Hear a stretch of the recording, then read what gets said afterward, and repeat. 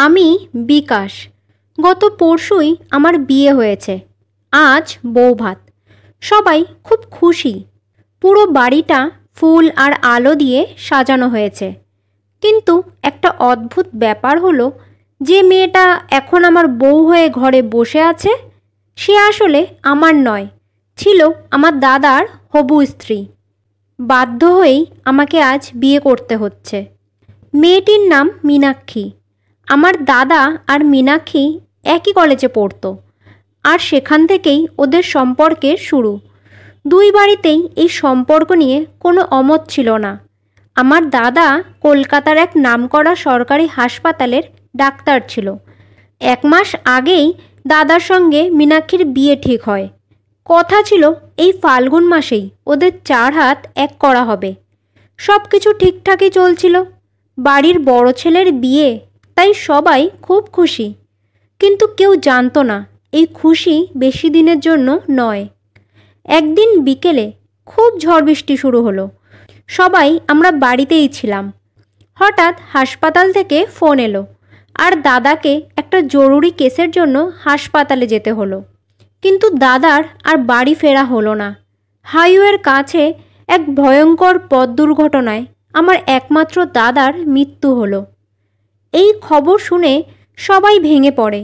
কিন্তু নিয়তির সামনে তো মানুষ অসহায়। আমরা সবাই কোনো মতে নিজেদের সামলে নেই। কিন্তু সমাজ মীনাক্ষীর দিকে আঙ্গুল তোলে। সবাই মীনাক্ষীকে দোষ দিতে শুরু করে। কেউ বলে মেয়েটা অপায়া, আবার কেউ বলে বিয়ের আগেই ছেলেটাকে খেয়ে নিল। মীনাক্ষী শিক্ষিত একটা মেয়ে হয়েও এই সব কথার কোনো প্রতিবাদ করল না।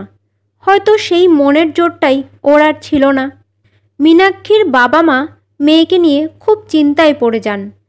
তারা অন্য কোথাও মেয়ের বিয়ে দেওয়ার চেষ্টা করেন। কিন্তু একবার বিয়ে ভেঙে যাওয়ার কারণে মীনাক্ষীর জন্য ভালো পাত্র আর পাওয়া যাচ্ছিল না।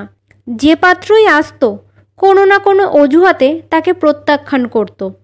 অনেক খোঁজার পর মীনাক্ষীর জন্য পাত্র পাওয়া যায় ঠিকই, কিন্তু তারা সবাই ছিল হয় ডিভোর্সি, না হয় বয়সে অনেক বড়। ওর বাবা মা আর কোনো উপায় না দেখে এরকমই এক পুরুষের সাথে তাদের মেয়ের বিয়ে ঠিক করলেন।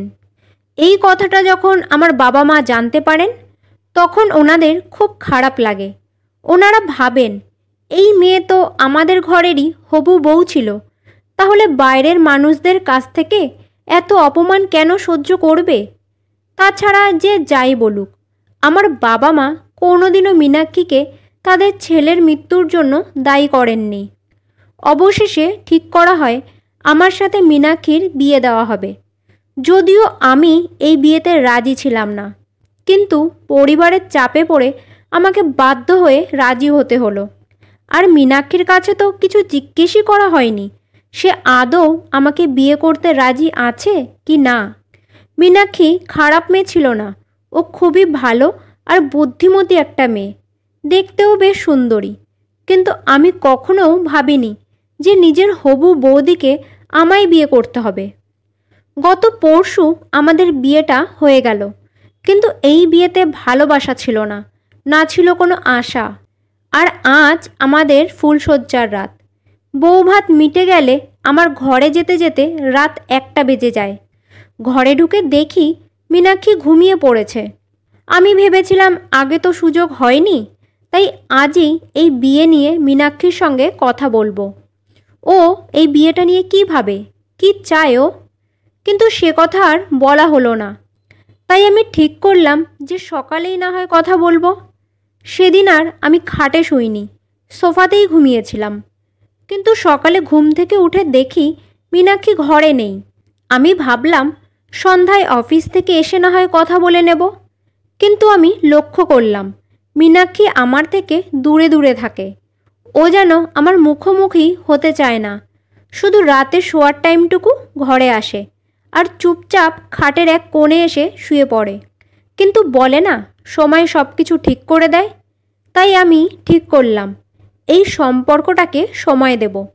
তারপর আমরা দুজনেই একটু একটু করে ভাবতে শুরু করি, এই সম্পর্কটাকে যদি এড়ানোই না যায়, তাহলে কি একে একটু সময় দেওয়া যায় না? একদিন মীনাক্ষী নিজেই বলে, আমি জানি তুমিও এই বিয়েটা করতে চাওনি, আর আমিও প্রস্তুত ছিলাম না, কিন্তু আমি চাই আমরা অন্তত চেষ্টা করি। কথাটা মীনাক্ষী ঠিকই বলেছে। তাই সময়ের সাথে সাথে আমরা দুজনেই একে অপরকে বোঝার চেষ্টা করতে লাগলাম। একসাথে সময় কাটাতে শুরু করলাম, ছোট ছোট কথা শেয়ার করা, একসঙ্গে চা খাওয়া, একে অপরের পছন্দ অপছন্দ জানা, সব মিলিয়ে একটা বন্ধুত্ব তৈরি হলো আমাদের দুজনের মধ্যে।